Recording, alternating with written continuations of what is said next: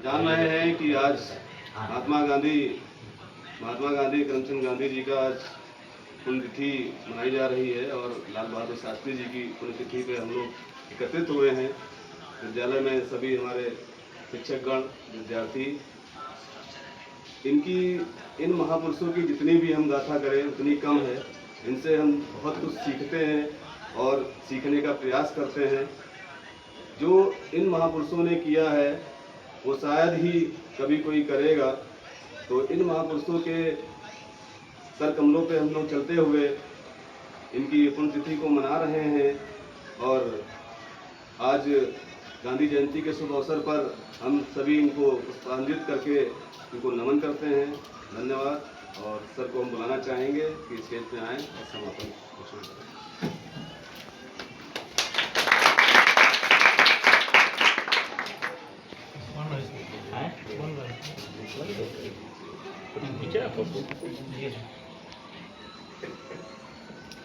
विद्वान शिक्षक साथियों, शिक्षणेतर कर्मचारियों और प्यारे बच्चे, जैसा कि बताने की ज़रूरत नहीं है, ये प्रत्येक वर्ष हम लोग कुछ न कुछ इस बारे में बताते हैं। दो महापुरुषों की आज जो है पुण्यतिथि है, उस पर हम लोगों ने माल्यार्पण किया है। इतना ज़रूर मैं बताना चाहता हूँ कि अभी हमारे साथियों ने, जैसा कि प्रेमचंद्र जी ने गीत के माध्यम से गांधी जी का जो व्यक्तित्व व्याख्यायित किया है कि बड़े माने साधारण से दिखने वाले व्यक्ति ने असाधारण कार्य को किया।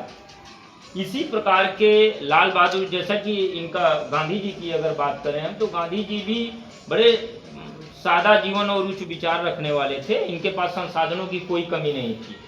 रही बात अगर गांधी जी की, तो गांधी जी को अंग्रेजों ने बहुत ऑफर भी किया था कि आप चले आइए इंग्लैंड में, आपने वहाँ बैरिस्टर, जो वर्तमान समय में LLB जिसको हम लोग बोलते हैं, तो उसकी पढ़ाई किया है, तो आप तो वहाँ सेटल हो सकते हैं।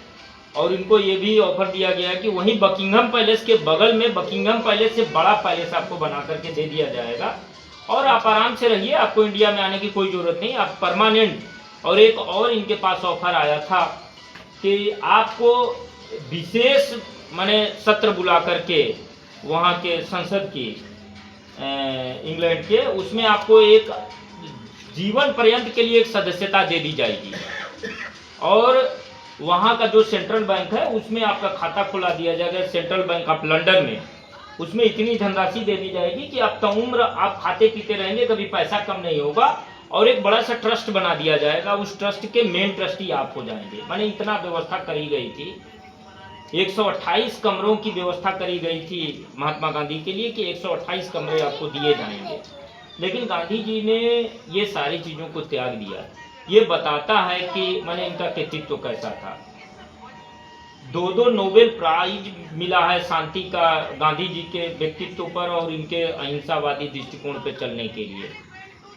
आंग सान सू की को, और बल्कि तीन मिला है, आंग सान सू की, दूसरा नेल्सन मंडेला और दलाई लामा। 3 लोगों को शांति का जो नोबेल पुरस्कार मिला है, ये तीनों लोगों को गांधी जी के विचारों को आगे बढ़ाने के लिए ही मिला। ये अलग बात है कि कुछ अंतर्राष्ट्रीय खेल हुआ जिसमें कि थर्ड वर्ल्ड के कंट्री होने के नाते गांधी जी को ये नोबेल प्राइज नहीं मिला। बावजूद इसके वर्तमान समय में सबसे बड़ा बात गांधीवाद है। 1869 में इनका जन्म हुआ था पोरबंदर में, हम सभी जानते हैं। कई भाई बहन थे, लेकिन उसमें विशिष्ट प्रतिभा के थे धनी गांधी जी। और इन्होंने कुछ इस प्रकार की लड़ाई लड़ी जो कहीं अन्यत्र नहीं दिखाई पड़ता है। जैसा कि हमारे साथी ने बताया भी कि एक विशिष्ट प्रकार की लड़ाई को इन्होंने लड़ा जो इनके ये व्यक्तित्व को अमर करता है, व्यक्तित्व को अमर करता है। इसके पहले न तो भूतो न भविष्यति, माने इसके पहले भी ऐसी कोई लड़ाई नहीं हुई। जब भी लड़ाइयाँ हुई हैं वो बराबर के रूप में लड़ाई हुई आमने सामने से। लेकिन गांधी जी ने जो निहत्थे होकर के अहिंसा का पाठ पढ़ाया, जैसे कि हमारे साथी ने बताया कि अंतर्राष्ट्रीय अहिंसा दिवस भी मनाया जाता है, तो ये गांधी जी का व्यक्तित्व था। उन्होंने भारत छोड़ो आंदोलन, चाहे वो सविनय अवज्ञा आंदोलन हो या क्या नाम है असहयोग आंदोलन की बात हो, बहुत सारे तो ऐसे कार्य भी गांधी जी ने किए जो उनको किताबों में समेटा नहीं गया है। इनकी जीवनी जब हम लोग पढ़ते हैं तब वो चीज़ें सामने स्पष्ट रूप से आती हैं। तो गांधी जी अपने आप में महान व्यक्ति थे। कुछ बहुत सारी चीज़ें हैं जिनको बताया नहीं जा सकता है, शब्दों में व्याख्यायित नहीं किया जा सकता है। एक बात मैं ज़रूर कहना चाहूँगा गांधी जी के बारे में कि ऐसा व्यक्ति मिलना मुश्किल है जो अपनी कमियों को स्वयं ही बताता है। ये अनोखा इनके में व्यक्तित्व था जो आज तक अंतर्राष्ट्रीय स्तर पे कोई व्यक्ति ऐसा नहीं दिखाई पड़ा जो अपनी कमी को स्वयं ही उजागर करता है। लिहाजा गांधी जी देवता तो या मान लीजिए ईश्वर तो नहीं है, लेकिन ईश्वर से कम भी नहीं है। उनमें तमाम कमियां थीं, बावजूद उन्होंने अपनी क्षुधा पूर्ति, अपनी आवश्यकताओं की पूर्ति को छोड़ करके संपूर्ण देश को एक करने की कोशिश किया और जो है स्वतंत्रता हमको दिलाई। तो ये अंतिम भावभीनी श्रद्धांजलि तो तभी होगा जब हम उनके नक्शे कदम पे चलेंगे। उनके जो विचार हैं, सत्य का, अहिंसा का आदर्श जो उन्होंने दिया है, उसको पालन करके ही हम लोग आगे बढ़ सकते हैं। रही बात शास्त्री जी की, तो हम सभी जानते हैं कि शास्त्री जी ने ताउम्र संघर्ष किया है। गांधी जी से इनका व्यक्तित्व अलग था। ये बचपन से ही मेधावी थे और बचपन से ही इनको संसाधनों की बड़ी कमी रही है। 1904 में इनका जन्म हुआ था। मुगलसराय के पास में, चंदौली के पास में इनका गांव है।